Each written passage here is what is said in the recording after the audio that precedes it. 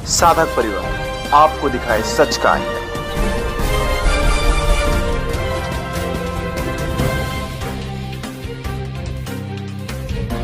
बापूजी के पीछे बहुत बड़ा षड्यंत्र है, बहुत बड़ी देश विरोधी ताकतें किसी भी तरीके से उनका प्रयत्न है कि बापूजी बाहर ना आ पाएँ। यह उसका ही परिणाम है कि बापूजी को पेरोल नहीं मिल रहा है।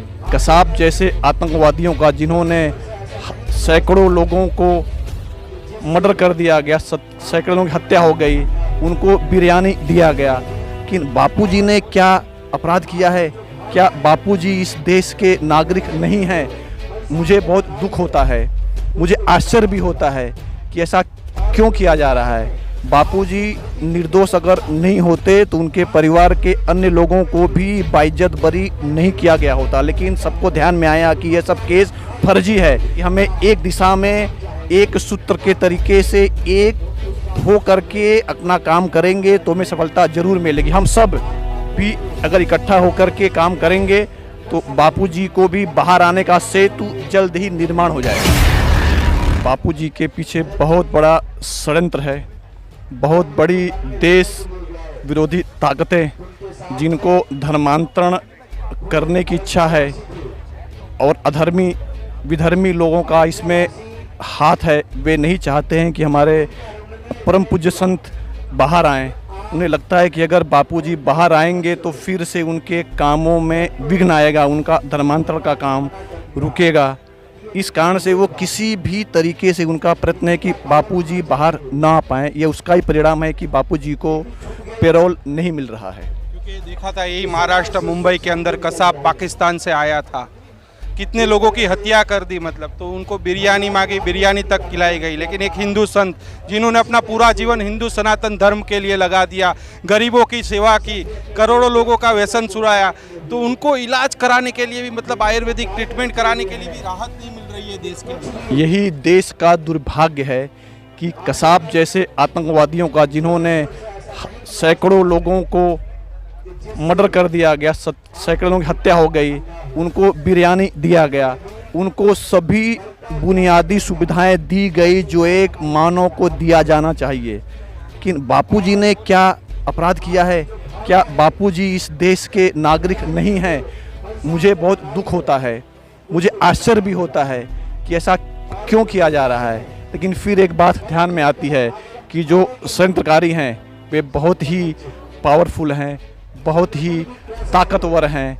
हमें उनका जवाब उन्हीं की भाषा में देना पड़ेगा, तो ही हमें हमारे कामों में सफलता जल्दी मिलेगी। मैंने कहा कि जो हमारे कानूनी जो पद्धति है उसका दुरुपयोग किया गया है। किस तरह से गवाहों को मिसयूज करके, गवाहों को बोलना क्या है, कैसे बोलना है, उनका क्रॉस क्या होगा, सारी उनको सिखा करके, एक पैटर्न उनको दिखा करके बहुत एक षड्यंत्र तरीके से बापूजी को सज़ा दिलवाई गई है।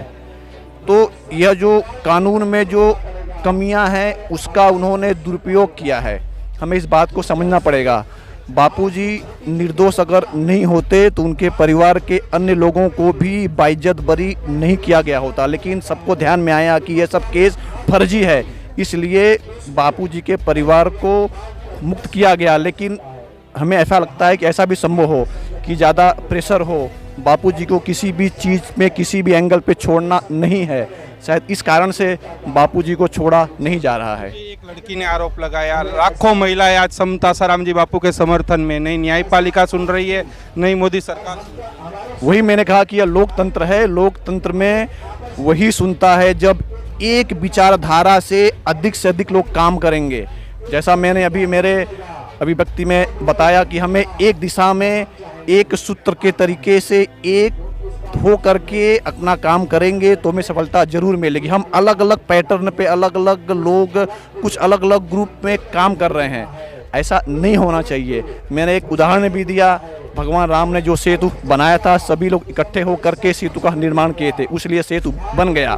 हम सब भी अगर इकट्ठा होकर के काम करेंगे तो बापूजी को भी बाहर आने का सेतु जल्द ही निर्माण हो जाएगा। क्या लगता है, मतलब हाईकोर्ट से राहत मिलेगी? हमें इस चीज़ को डिटेल में स्टडी करके, जो भी गलतियां कुछ हमसे भी हुई हैं और कुछ गलतियों का सामने वाले जो विरोधी लोग हैं उनको भी फ़ायदा मिल रहा है। हमें सिस्टम के साथ बैठ करके आकलन करना होगा कि हमसे पास्ट में क्या गलतियां हुई हैं इन प्रोसीडिंग को लेकर के, वह गलतियां दोबारा रिपीट न हो, और एक प्रक्रिया के तहत अगर हम काम करेंगे और एक शिस्त में काम करेंगे तो मुझे लगता नहीं है कि हमें सफलता मिलना ज़्यादा दूर है। हमें जल्द से जल्द सफलता मिलेगी, मुझे पूरा विश्वास है। मुझे हमारे देश की न्याय व्यवस्था पर पूरा विश्वास है, लेकिन हमें उस सिस्टम में उसके तरीके से काम करके उस न्यायाधीश के सामने वह बातें रखनी पड़ेगी, उनको कन्विंस करनी पड़ेगी।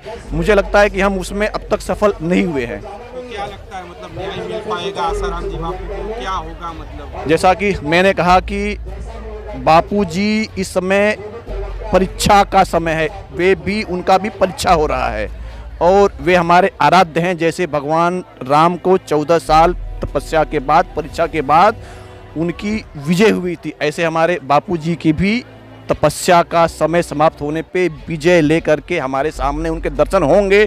मुझे इस बात की पूरी संभावना है कि ऐसा होगा ही। जानिए देश की पल पल की खबर नीलेश ठक्कर के द्वारा आपके अपने साधक परिवार पर। साधक परिवार आपको दिखाए सच का आईना।